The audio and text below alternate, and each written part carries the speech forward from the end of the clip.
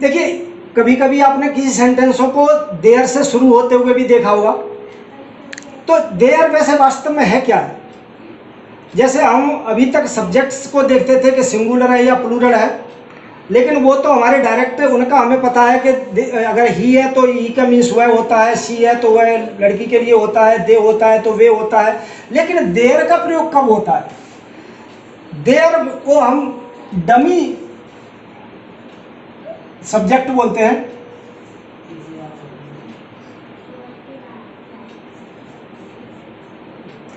Dummy subject क्यों होता है? क्योंकि देयर का जब हम यूज करते हैं तो इसका हम सेंस कुछ नहीं लेते, यानी इसका कोई मीनिंग नहीं लेते हैं। और जब इसका मीनिंग नहीं लेते तो हम कुछ इसकी कंडीशंस होती हैं, उन्हीं में हम देयर का प्रयोग कर सकते हैं। जैसे हम हैज और हैव के लिए पास रखते थे, पास के लिए यूज करते थे, उसी प्रकार देयर का प्रयोग भी कुछ ही कंडीशंस में किया जाता है। वो कौन कौन सी कंडीशंस होती हैं?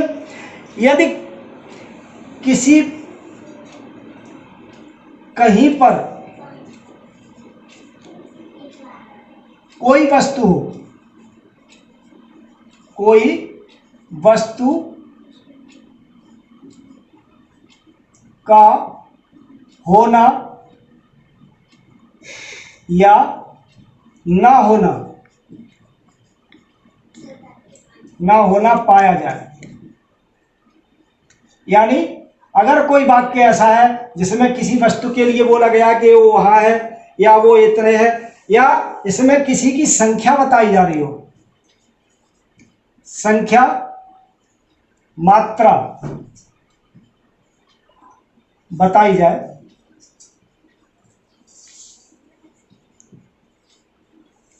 उन वाक्यों में हम देयर यानी डमी जो सब्जेक्ट होता है देयर का प्रयोग हम करते हैं। तो अब इसके लिए सेंटेंस कैसा होगा? कौन से सेंटेंस को देख करके आपको यह पता चलेगा कि हमें इसको देयर से शुरुआत करनी है, यानी एज ए सब्जेक्ट यूज करना है? तो मैं अगर कोई वाक्य ले लूं, जंगल में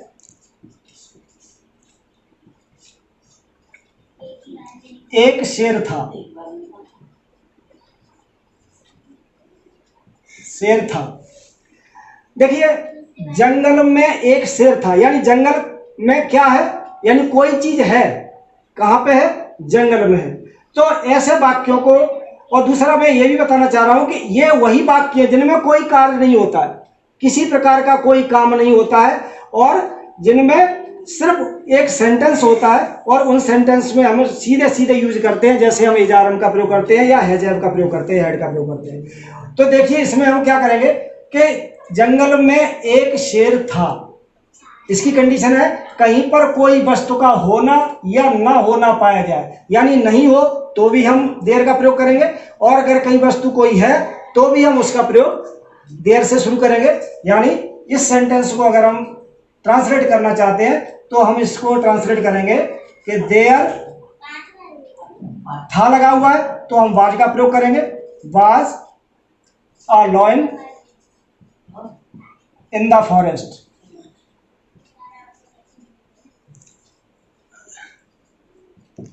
देखिए, अब इसमें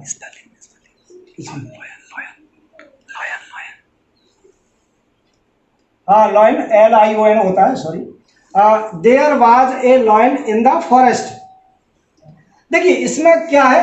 इसमें जो देयर शब्द का हमने यूज किया हुआ है, there as a subject, starting, यानी स्टार्टिंग हमने देयर से की हुई है, तो देयर का यहाँ पे कोई मीन्स नहीं है। यहाँ सिर्फ इतने का इसका मीन्स निकल रहा है कि was a lion in the forest. Forest यानी जंगल में, लॉयन माने शेर, वाज माने था, लेकिन इस सेंटेंस को हमने देयर से शुरू किया है, यानी there was a lion in the forest. ये करेक्ट तरीका है, इस तरीके से हम देयर का प्रयोग करते हैं। और एक सेंटेंस लेता हूं, मेरी कक्षा में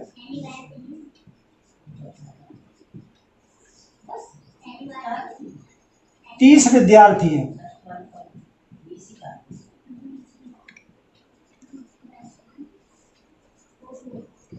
देखिए, इसमें है लगा हुआ है, इसमें था लगा था तो हमने वाज का प्रयोग किया था, और इसमें है लगा है तो हम किसका प्रयोग करेंगे? वही इज आर एम का प्रयोग करेंगे। तो इसमें भी हमें देखना है कि सबसे पहले देयर का प्रयोग करते हैं, क्योंकि ये कक्षा में विद्यार्थियों की संख्या बताई गई है। क्या बताई गई है? नंबर बताया गया है। और जब नंबर बताया जाता है तो ऐसे वाक्यों को शुरू करने के लिए हम देयर का प्रयोग करते हैं। तो ये हो जाएगा there are 30 students in my class.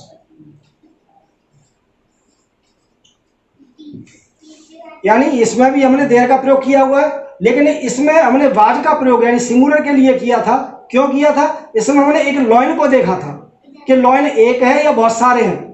अगर यहाँ पे बहुत सारे लॉइन होते यानी लॉइन्स होता, एक को हटाकर और यहाँ लॉइन्स हो जाता तो यहाँ पे वर का प्रयोग होता।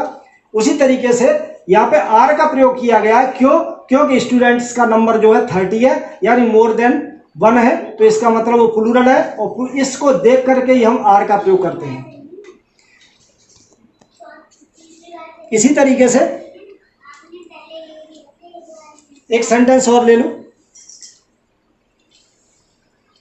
सड़क पर बहुत कम बसें थीं। यानी सड़क पर जो बसों की संख्या थी वो बहुत कम थी। सेंटेंस को हम कैसे करेंगे? यानी इसमें भी क्या बताया जा रहा है कि संख्या बताई जा रही है इसमें भी, या मात्रा का तो यूज नहीं है, इसमें संख्या ही बताई है। बसों को तुम काउंट कर सकते हैं तो काउंटेबल होगी। तो इसको हम देयर से शुरू करेंगे। देयर थी है तो वर लगेगा। क्यों?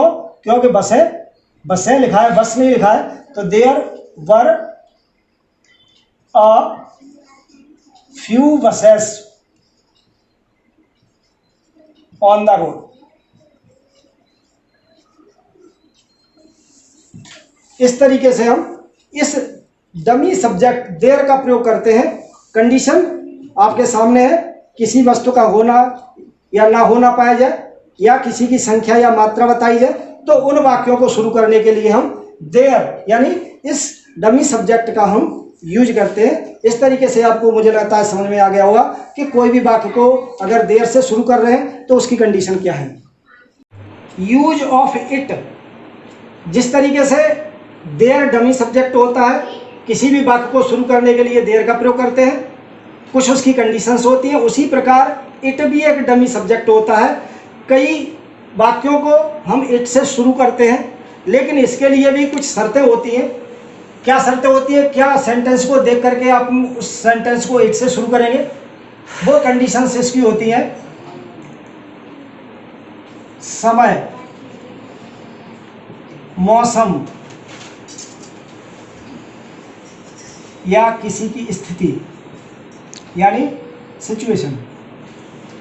अगर कहीं पर भी किसी वाक्य में समय के बारे में बताया जाए, मौसम के बारे में बताया जाए या किसी की स्थिति के बारे में बताया जाए, उन वाक्यों को भी शुरू करने के लिए हमें इट का प्रयोग करना पड़ता है। और मैंने ये बताया कि जो डमी सब्जेक्ट होता है उसका मीन्स इस सेंटेंस में कुछ भी नहीं होता है, सिर्फ उसको हम एक स्टार्ट करते हैं बस। और हमें यह भी पता है कि इट एक सिंगुलर सब्जेक्ट है और इट के साथ हमेशा या तो इज का प्रयोग होगा या वाज का प्रयोग होगा या हैज का प्रयोग होगा, यानी तीनों कंडीशंस में। यानी अगर कहीं डायरेक्टली सेंटेंस है तो उसमें इज का प्रयोग कर सकते हैं, जिसमें था थी थे लगा हो उसमें वाज का प्रयोग करेंगे।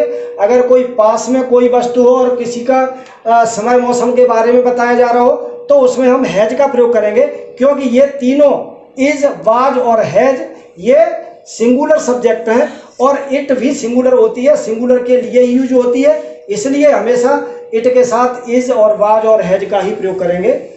अगर कोई मैं सेंटेंस ले लूं तो मैं कहूं मेरी घड़ी में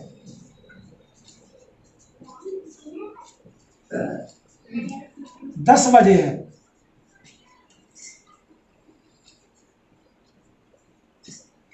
मेरी घड़ी में 10 बजे हैं। अगर सीधे सीधे यूज करोगे, अगर सीधे सीधे इसको ट्रांसलेट करना चाहोगे तो बड़ी प्रॉब्लम होगी। इसलिए हमें यह पता है कि इसमें समय बताया गया है। क्या बताया गया? समय बताया गया है। तो समय बताने वाले सेंटेंस को हम डमी सब्जेक्ट इट से शुरू करते हैं और और इट के साथ मैंने बताया कि हमेशा अगर है लगा है तो इज का प्रयोग होगा, था लगा है तो वाज का प्रयोग होगा, अगर कोई पास में कोई वस्तु होती है तो हैज का प्रयोग होगा। तो बिल्कुल क्लियर सेंटेंस है, इसको हम लिखेंगे it is 10 o'clock in my watch.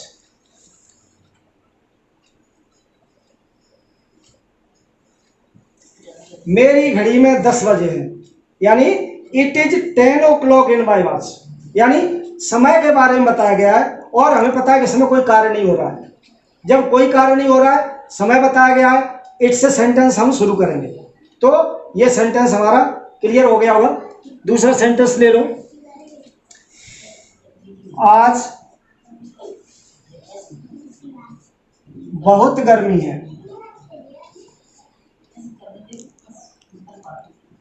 आज बहुत गर्मी है, ये सेंटेंस है हमारा। कई बच्चे तो ऐसी कहेंगे इट इज वेरी हॉट, वो इट इज तो इट का तो प्रयोग करना ही है कि टुडे इज वेरी हॉट, इस तरीके से भी कर देते हैं, लेकिन वो तरीका गलत होता है। ये सेंटेंस हमें पता है कि मौसम को बता रहा है और मौसम बता रहा है, तो इसको सेंटेंस को भी हम इट से शुरू करेंगे। It is very hot today, इस तरीके से यानी इट का भी प्रयोग करते हैं। अगर कोई और सेंटेंस ले लो, इंग्लिश बोलना